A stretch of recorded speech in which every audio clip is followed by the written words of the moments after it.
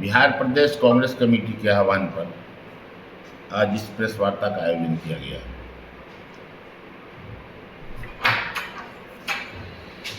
बिहार के विभाजन के बाद राज्य की स्थापना हो गई। उसके बाद बिहार को जो आर्थिक क्षति हुई, तत्कालीन सरकार ने यह आश्वासन दिया था कि बिहार को विशेष सहायता प्रदान की जाएगी।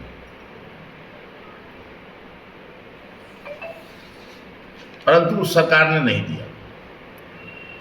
2004 में जब यूपीए की सरकार आई और 2005 में नीतीश जी ने भारत सरकार से बिहार को विशेष राज्य का दर्जा देने की मांग की, उस समय की तत्कालीन कांग्रेस की सरकार ने, जो यूपीए की सरकार थी, उसने रघुराम राजन की अध्यक्षता में एक समिति का गठन किया और उसको यह रेफरेंस दिया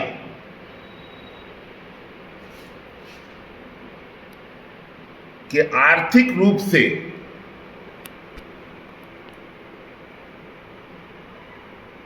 जो राज्य पिछड़े हुए हैं उनको किस तरह से पुराने मानकों को हटाकर नए मानक के आलोक में उनको विशेष राज्य का दर्जा देकर उन्हें आर्थिक सहायता देने का कि क्या रूपरेखा होगी, यही उनके सामने में एक प्रश्न था। उसके उत्तर में यूपीए सरकार के अंतिम दिनों में, जब यूपीए 2 की सरकार, डॉक्टर मनमोहन सिंह की सरकार का टर्म पूरा हो रहा था, चुनाव होने वाला था, उससे पहले समिति ने रिपोर्ट सबमिट किया। नतीजा यह हुआ कि कांग्रेस सरकार के समय में उस पर कोई अमल नहीं हो सका। बाद की नरेंद्र मोदी की सरकार ने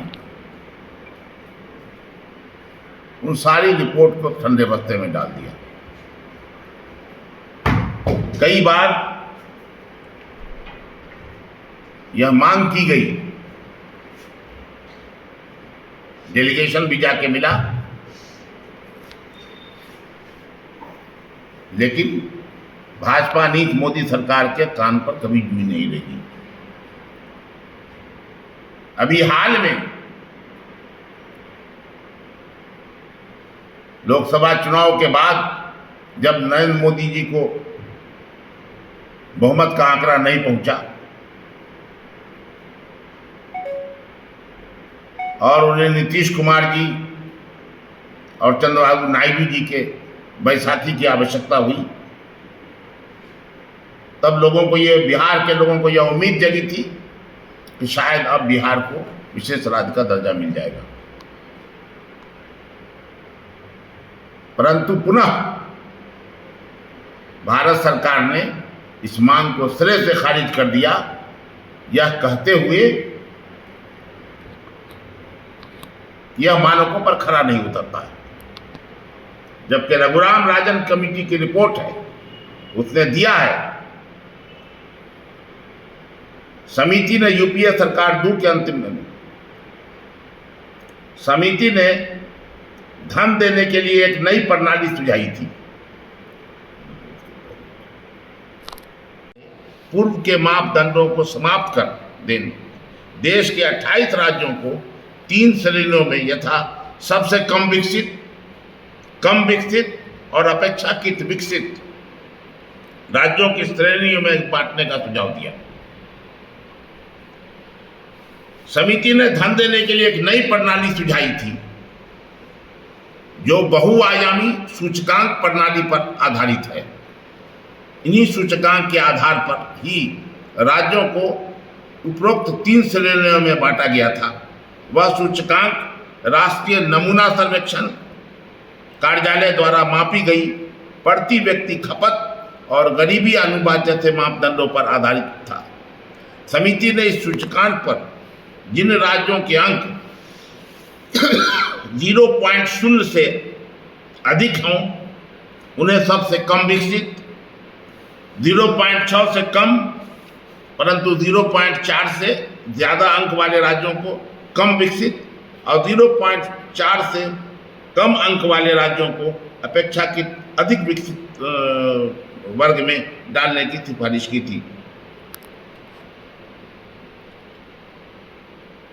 परंतु आज तक केंद्र की सरकार ने इस दिशा में कोई पहल नहीं किया। कांग्रेस पार्टी ने यह निर्णय किया है कि हम इस मुद्दे को संसद से सड़क तक उठाएंगे। हमारे माननीय प्रदेश अध्यक्ष आदरणीय डॉक्टर अखिलेश प्रसाद सिंह ने पिछले दिनों संसद में इस मुद्दे को भी उठाने का काम किया था। हम पुनः आज अपने इस वचन को दोहराते हैं कि क्रमबद्ध तरीके से कांग्रेस पार्टी इस आंदोलन को छेड़ेगी। उसके तहत 13-14 अगस्त को हम प्रत्येक प्रखंड के मुख्यालय में धरना प्रदर्शन का आयोजन करने जा रहे हैं। इसी क्रम में फिर आगे जिला का होगा, फिर राज्य का होगा और कांग्रेस पार्टी का यह आंदोलन चलता रहेगा जब तक कि बिहार को विशेष राज्य का दर्जा नहीं मिल जाता है। हम साथ साथ आपके माध्यम से बिहार के सभी राजनीतिक दलों का यह आह्वान करते हैं कि राजनीति को छोड़कर बिहार के विकास के सवाल पर वो एकजुट होकर इस दिशा में आंदोलन करने का काम करें ताकि हम केंद्र की सरकार को बाध्य कर सकें कि बिहार को विशेष का राज्य का दर्जा मिले। इन्हीं बातों के तहत आज यह